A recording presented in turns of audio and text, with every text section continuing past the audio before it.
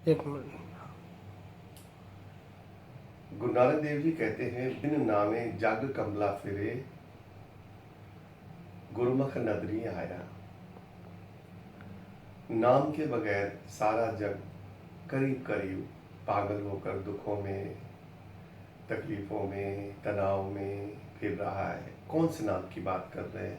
वाहिगुरु वाहिगुरु और सतनाम सतनाम और राधे राधे और कृष्ण कृष्ण और राम राम तो दुनिया कर रही है, लेकिन कहीं सुख तो नजर आता नहीं है। तो किस नाम की बात कर रहे हैं? वो कोई नाम और है। कृष्ण जी की बांसुरी कह ले, कि शंकर जी का डमरू कह ले, कि गणेश जी का मृदंग कह ले, उस नाम की बात कर रहे हैं जो भीतर एक अनहा नाद चल रहा है, उसकी बात कर रहे हैं। भीतर चल ही रहा है, अनरस चलता रहता है और चलता रहता है और चलता रहता है, उस नाम की बात कर रहे हैं। बाहर का कीर्तन तो प्रतीक है, ठीक है, बाहर का कीर्तन भी ठीक है, लेकिन बाहर का कीर्तन प्रतीक है। भीतर जो कीर्तन चल रहा है आत्मा का, भीतर जो कीर्तन चल रहा है परमात्मा का, उसको हम सुनते नहीं है। और नजर किसको आता है? कोई गुरुमुख, कोई गुरु जिसको दीक्षा दे रखी होती है उसको नजर आता है, सबको नजर नहीं आता। नहीं तो सारे संसारी न सुखी हो जाए। नहीं, वो सुखी नहीं हो रहे, इसका मतलब उनको नजर ही नहीं आ रहा है। उनको धन में, पद में, यश में उनको नजर आता है, उनको और कुछ नजर ही नहीं आता है। मैंने सुना है एक लड़की को कुछ ससुराल वालों ने जला दिया और वो अस्पताल में गई, और हॉस्पिटल में 90% जली हुई, सिर्फ जुबान चलती है और कुछ नहीं चलता। कह रही है मुझे ब्यूटी पार्लर ले चलो, और मुझे जाके किसी का सूट देना है, उसकी आज शादी है, मुझे ले चलो, उसको टाइम दिया हुआ है। क्या कह रही है वो, क्या कर रही है वो? एक आदमी वार्ड से आईसीयू में शिफ्ट हो रहा था और कह रहा है मेरी चप्पल, मेरी चप्पल, मेरी चप्पल वार्ड में पड़ी हुई, और वो आईसीयू तक पहुंचा भी नहीं।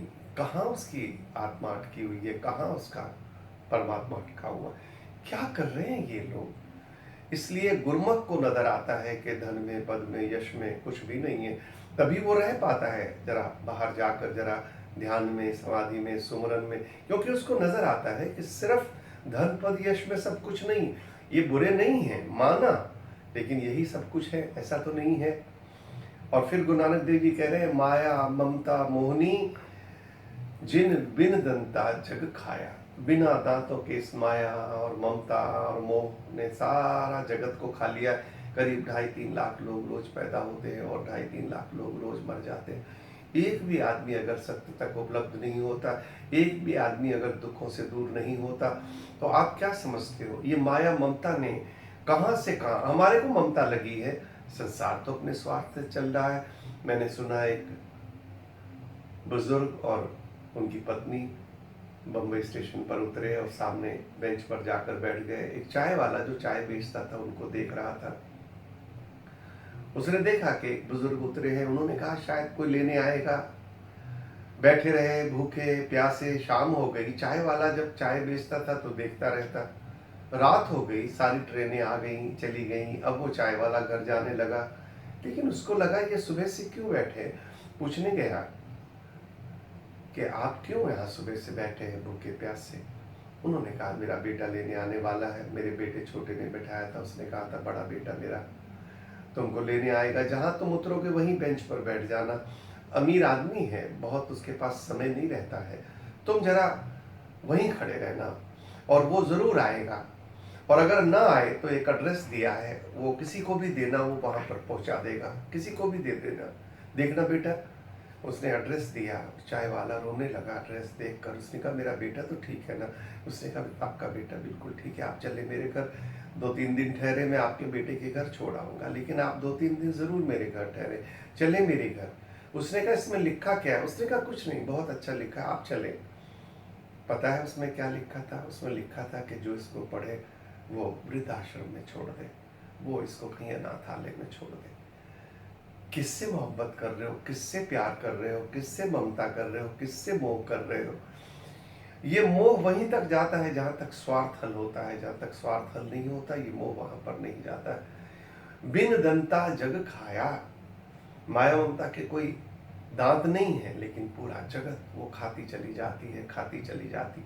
वो इधर लगने ही नहीं देती है। परमात्मा ने दी है माया, ममता, मोह, कामनाएं उसी ने दी हैं, ईर्ष्या उसी ने दिया है, द्वेष ये माना उसने दिया है, लेकिन साथ बुद्धि भी दी है, सदगुरु भी बहुत दिए हैं।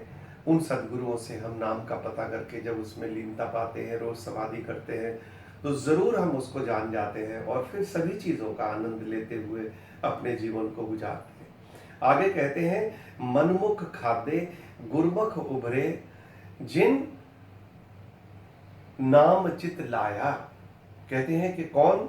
मनमुख, जो मन के मान के चलते हैं, जो ऐसे ही चलते रहते, जो मर्जी मन में आया वो करते रहते, वो तो खादे जाते हैं, वो तो शमशान चले जाते हैं, वो तो कब्र में दब जाते हैं। और कौन उभरे? किनका परलोक में स्वागत होता है? जो गुरुमुख हैं, जो गुरु की मान के चलते हैं, जो गुरु के कहने से चलते हैं, जो बड़ों का मान के चलते हैं, जो उनका एक्सपीरियंस है वो लेते हैं और उसको देख के चलते हैं, तभी वो कहीं पहुंच पाते हैं, नहीं तो नहीं पहुंच पाते। ऐसे ही चंदन के पेड़ों खराब करते चले जाते हैं। हमारे पास चंदन के पेड़ है।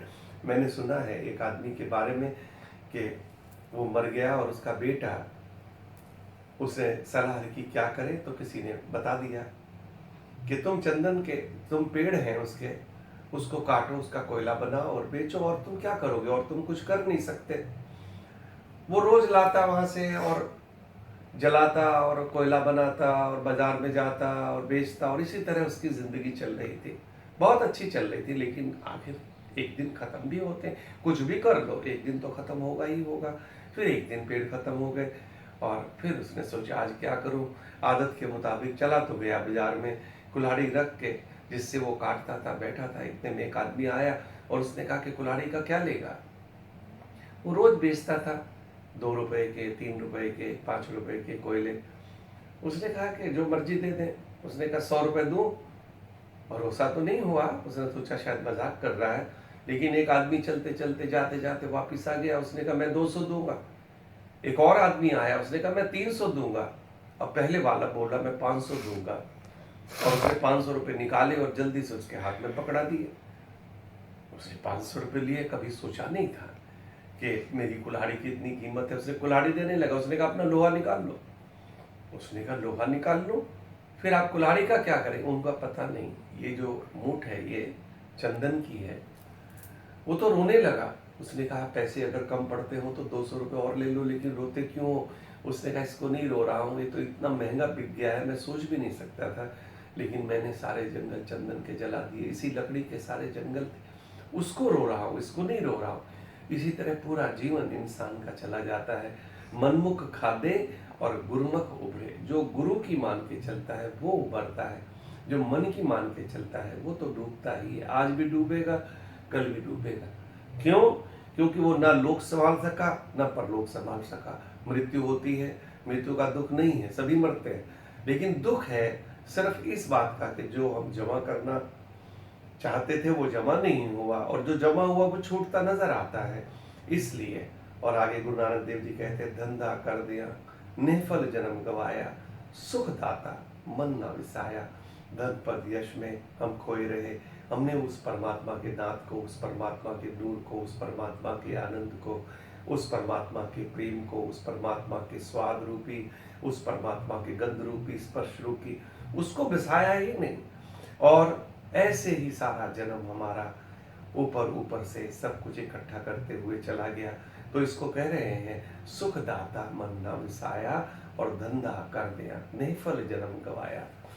आगे कहते हैं गुरु नानक देव जी, नानक नाम कि ना के मिलया, जिनकर दुर्लिखिया पाया।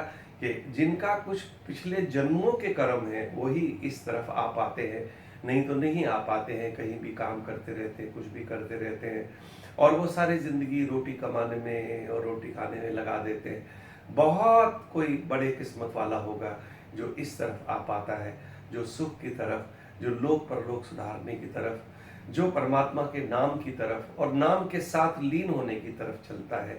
बहुत बहुत किस्मत वाले हैं। पिछले जन्मों की कई साधना रही होगी जो इस तरफ आने को मिलता है, शांति की तरफ आने को मिलता है, सत्य की तरफ आने को मिलता है। तो आप भी आएं और आकर अपने निष्फल जन्म को सुधारें। धन्यवाद।